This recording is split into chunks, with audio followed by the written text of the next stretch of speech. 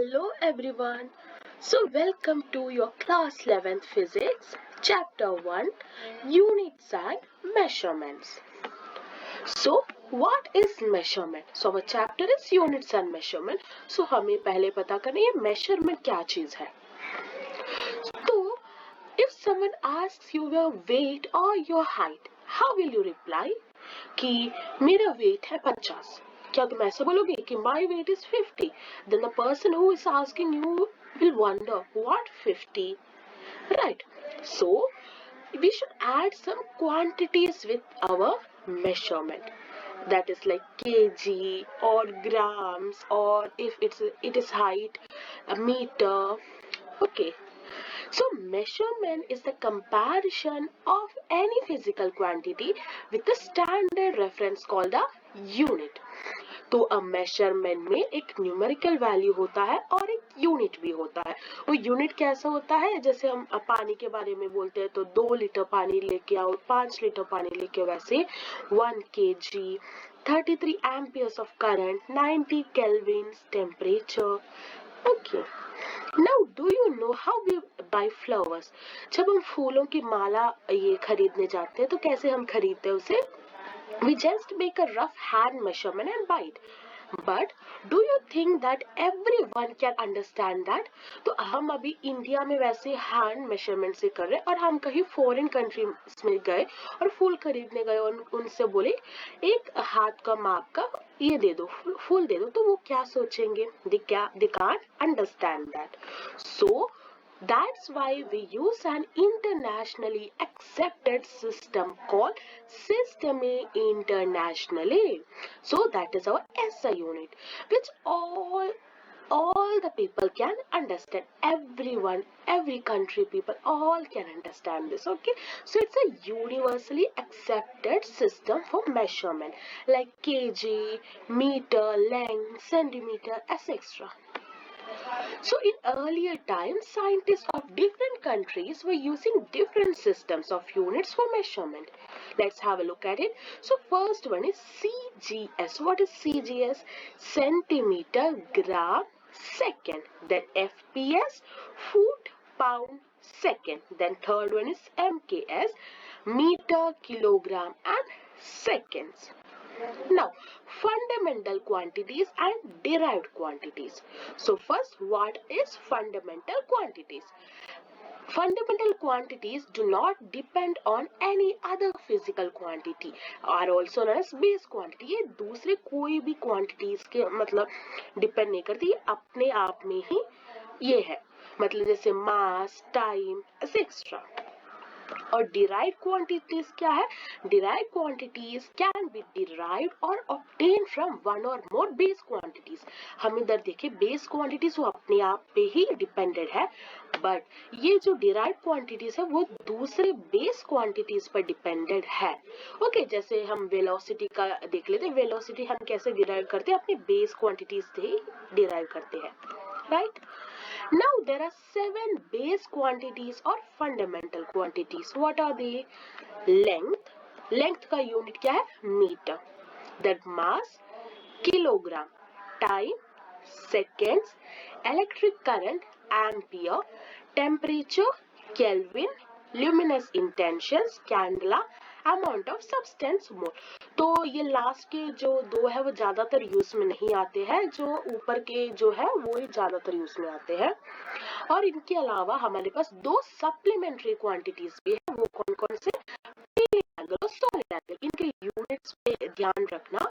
Plane angle का unit है radian और सॉलिड एंगल का यूनिट है स्टेराडियन. Okay. Now significant figures. So the reliable digits plus the first uncertain digit are known as significant figures. तो देखते हैं, एक एग्जाम्पल के साथ समझते हैं. एक नंबर ले लो 6.32. तो इसमें जो 6 और 3 को अंडरलाइन किया है वो क्यों अंडरलाइन किया है? चलो देखते हैं.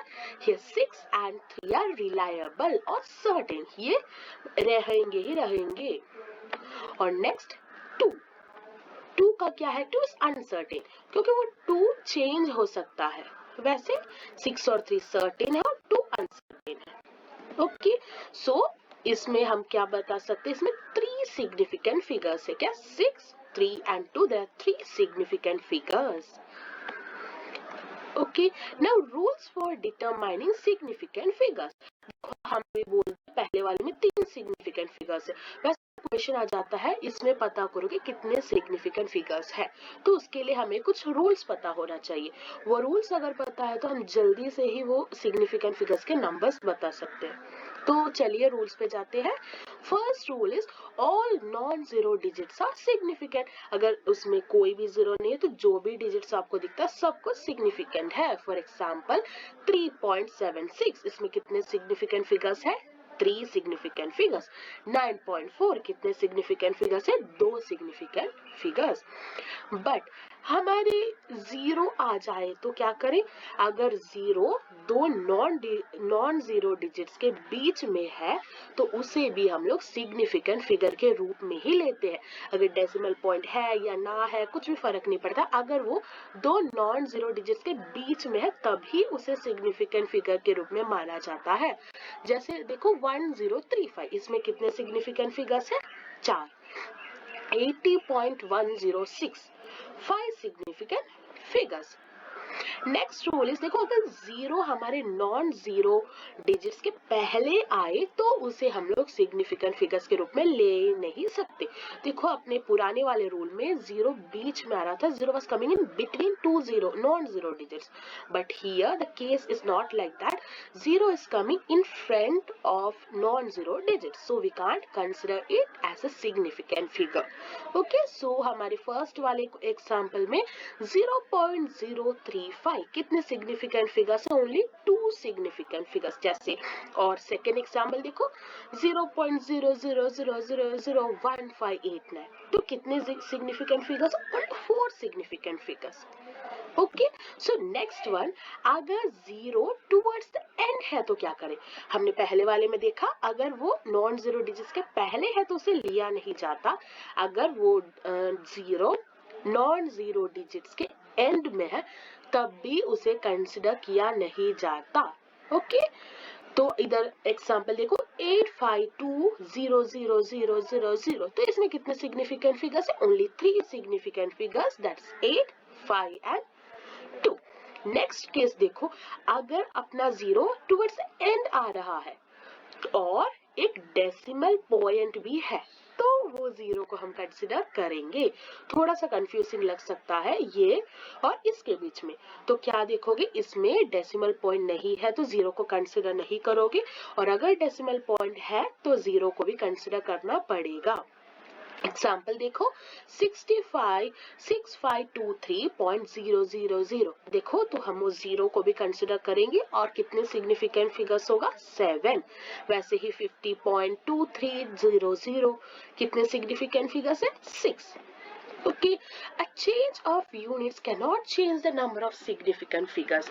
देखो क्वेश्चन ऐसा आ गया 5.23 into 10 to the power of -5 में कितने significant figures है, तो तुम पहले तो ये 10 to the power -5 देखते ही डर जाओगे कि इसका क्या करें हम लोग, पर क्या करना है, ऐसा क्वेश्चन आते टाइम ये 10.-5 को देखना ही नहीं है, ओनली 5.23 को आपको देखना है, उसमें कितने सिग्निफिकेंट फिगर्स है वो ही आपको इधर लिख लेना है। जैसे 5.23 में कितने सिग्निफिकेंट फिगर्स है, 3 significant figures. Okay, I hope you understood that. अगर आपको ये रूल्स पता है तो आपके बाकी वाला जो सिग्निफिकेंट फिगर्स बहुत ही इजी हो जाती है, इसके रूल्स भी काफी इजी है। Okay, now rules for arithmetic operations. Arithmetic operation मतलब एडिशन और सब्सट्रैक्शन। देखो आप ऐसे जो डेसिमल पॉइंट वाले डिजिट्स है उसको अगर आप ऐड और सब्सट्रैक्ट करोगे तो बहुत ही बड़ा डिजिट्स आता है राइट आंसर में, बट आपको क्या करना है, ये जो डेसिमल पॉइंट के बाद बस एक ही डिजिट को रखना है। ओके, दो सम का ऐड सब्सट्रैक्ट कुछ भी करने के बाद जो आंसर मिलेगा उसमें जो डेसिमल पॉइंट के बाद बस एक ही डिजिट को आपको रखना है। Okay, now round off the first decimal row, तो हम उसे राउंड ऑफ करके लिखेंगे, बट वो राउंड ऑफ करने के लिए भी तो कुछ रूल्स होना चाहिए, तो हम देखते हैं उसे। तो first rule, if the digit to drop is greater than 5 then the digit to retain is increased by 1। देखो मैंने बोला था ये जो आपका 7.265 है, बस आप एक ही डिजिट रखोगे डेसिमल के बाद, तो आप क्या रखोगे इधर 7.2 रखोगे।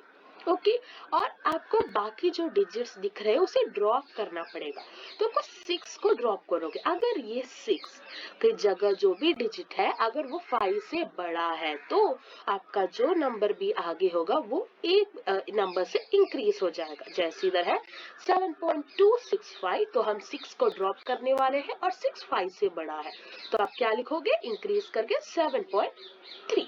वैसे second rule, if the digit to drop is less than 5 then the digit to retain remains unchanged। देखो इधर 7.24, 4 को आप ड्रॉप करने वाले और 4 5 से छोटा है, तो आप उसे 2 को वैसे रखोगे 7.2 लिखोगे।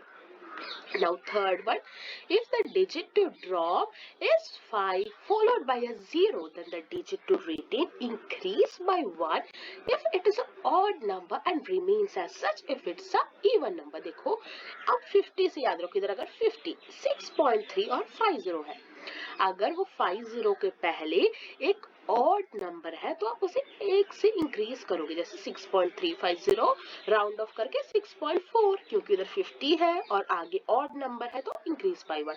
वैसे ही नीचे 1.650, 6 एक इवन नंबर है और आगे 50 है, तो इवन नंबर है तो आप इंक्रीज नहीं करोगे, एज इट इज लिख लोगे 1.6। और नेक्स्ट है, if the digit to drop is 5 followed by other digits then the digit to retain is increased by 1। देखो इधर 32.6548, तो डिजिट टू ड्रॉप क्या है 5 है और 5 फॉलोड बाय अदर डिजिट्स है, तो ये जो डिजिट टू रिटेन यानी कि रखने वाले हो आप 6 को रखने वाले हो, तो 6 को आप 1 से बढ़ा दोगे क्योंकि डिजिट टू ड्रॉप क्या है 5 है, तो ये 32.6548 बन जाएगा 32.7। तो ये थे आपके 4 रूल्स, राउंड ऑफ रूल्स थे। अभी हम लोग नेक्स्ट एक टॉपिक में जा रहे हैं जो आपको लग सकता है बहुत डिफिकल्ट है, बट अगर ये थोड़ा सा समझ लोगे तो ये टॉपिक भी बहुत इजी हो जाता है, that is dimensions. Okay, so what is dimension actually?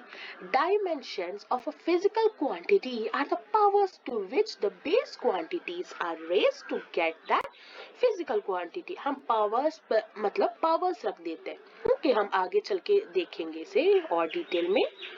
देखो हम अभी हमारे जो फंडामेंटल क्वांटिटीज है ना, बेसिकली उनका ही हम डायमेंशन लेते हैं। जैसे लेंथ का डायमेंशन कैपिटल L ब्रैकेट में, मास का कैपिटल M, टाइम का कैपिटल T, इलेक्ट्रिक करंट का कैपिटल A, टेम्परेचर का कैपिटल K, ल्यूमिनस इंटेंशन का CD, अमाउंट ऑफ सब्सटेंस का मोल, इन सबको ब्रैकेट में लिखेंगे तभी इसको कहा जाएगा डायमेंशन।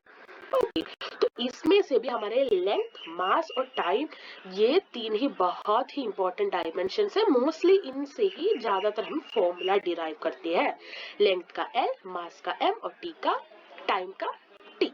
ओके, तो हम ना इसके हेल्प से फॉर्मूलाज डिराइव करके दिखाते हैं। ओके, देखो एरिया का फॉर्मूला क्या है, लेंथ इनटू ब्रेथ। ये दोनों ही मतलब कुछ डिस्टेंस है, राइट, लेंथ और ब्रेथ, तो हम क्या लिखेंगे L, तो L इंटू L स्क्वायर। वैसे ही वॉल्यूम क्या है, length into breadth into height, तो ये भी तो थोड़ा डिस्टेंस ही है, तो L इंटू L क्या है L क्यूब।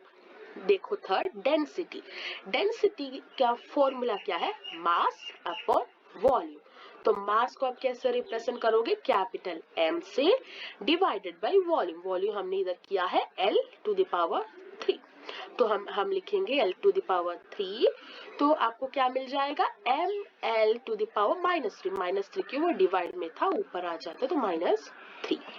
वर्क डन का क्या है, फोर्स इनटू डिस्प्लेसमेंट। अभी फोर्स का फॉर्मूला क्या है, MLT टू द पावर -2 और डिस्प्लेसमेंट मतलब कहीं मूवमेंट है, तो लेंथ है तो लेंथ, तो आपका फॉर्मूला बन जाएगा ML to the power 2 T to the power -2।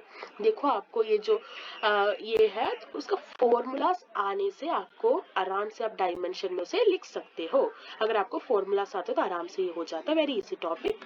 Now applications of dimensional analysis, तो इसका कुछ एप्लीकेशन भी होना चाहिए। हम इसे पढ़ रहे हैं ना, तो कुछ तो एप्लीकेशन होना चाहिए। तो इसके 3 एप्लीकेशंस है।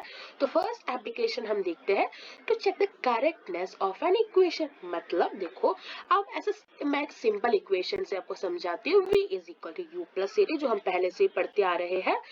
तो v is equal to u plus at एक हमारा इक्वेशन है। क्या इज इक्वल टू का साइड उसके बीच में आ रहा है, क्या लेफ्ट हैंड साइड और राइट हैंड साइड इक्वल है, यही हमारा फर्स्ट एप्लीकेशन है। तो हम चेक करेंगे। तो हमारे लेफ्ट हैंड साइड में क्या है, v का फॉर्मूला क्या है, एल टी माइनस 1, और राइट हैंड साइड में क्या है, u का फॉर्मूला क्या है, एल टी माइनस 1, क्योंकि दोनों ही तो डिस्टेंस ऑफ टाइम, उसका एल टी माइनस 1 और t, तो सब एल टी माइनस 1 ही आ रहा है। तो हमें इससे पता चलता है कि दोनों ही साइड में इक्वल है। तो आपको ये बेसिकली ये जो सब चीजें हैं उसका फॉर्मूला आने से आपको पता चल जाता है डायमेंशन कैसे लिखना है। नेक्स्ट है टू डिराइव एन इक्वेशन। कैसे हम एक इक्वेशन को डिराइव करते हैं, एक क्वेश्चन के साथ समझते हैं। तो क्वेश्चन है, derive an equation for the period of oscillation of a simple pendulum given that period depends on mass of the bob, length of the pendulum and acceleration due to gravity। तो हमें जो given है वो हम लिख देते हैं। Time है वो किससे डिपेंड करता है, मास, लेंथ और ग्रेविटी। तो हम नेक्स्ट स्टेप में क्या करेंगे, वो प्रोपोर्शनल टू, हम ये जो एम एल और जी है उसे पावर में ए बी सी कर लेते। अभी हमें जो अपना साइन है वो उसे तो रिप्लेस करना पड़ेगा ना कोई कांस्टेंट से। तो हम कांस्टेंट से रिप्लेस करेंगे, के कांस्टेंट ले लेंगे ऐसे ही, t इज इक्वल टू के m to the power a, l to the power b and g to the power c। अब इन सब का डायमेंशन लेते हैं। t का डायमेंशन क्या है, t, k as it is, mass का dimension m to the power a, l का डायमेंशन b, सॉरी लेंथ का dimension l to the power b and g का dimension l t minus 2c। Okay, अभी हम ये इनका मतलब L ये सब रीअरेंज करके लिख देते हैं और हम पावर्स को इक्वेट करते हैं। देखो इधर A, हमारे लेफ्ट हैंड साइड में A नहीं है तो हम A इज इक्वल टू 0 लिख लेते हैं। और इधर माइनस 2C है। Okay, minus 2C is equal to 1, तो C is equal to minus 1/2। और हम इधर देख सकते हैं B is equal to minus C है, तो B इज इक्वल टू 1/2। तो इससे हमें सारा A B C का वैल्यू मिल गया। तो substituting the values, T is equal to m to the power 1, ऐसे हम लोग करके लिख सकते हैं। इधर देखो, इधर a का पावर 0 है तो a 0 हो जाएगा, c आपका -1.5 है तो -1.5 हो जाएगा, और b आपका 1.5 है तो वो हो जाएगा। तो इधर आप जो फर्स्ट स्टेप में जो भी आपने किया वो सेम करोगे। t is directly proportional to m to the power 0, l to the power 1/2 and g to the power -1/2। Okay, ये सेम थिंग है इधर भी। Now third application of dimensional analysis is to convert a physical quantity unit from one system to another system. Okay, कैसे करो, देखो, एक Newton को आपको डैश डाइन्स में कन्वर्ट करना है। तो न्यूटन क्या है, केजी पर मीटर स्क्वायर। न्यूटन वही है तो है ना, केजी पर मीटर को, और डाइन आपको पता ही नहीं होता कि क्या है।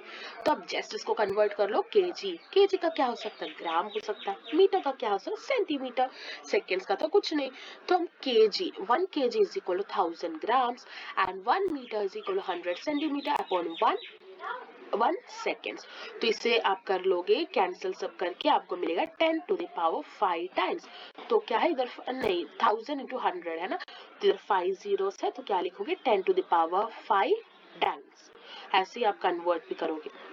Now limitations of dimensional analysis, देखो The method gives no information about the dimensionless constants in the formula.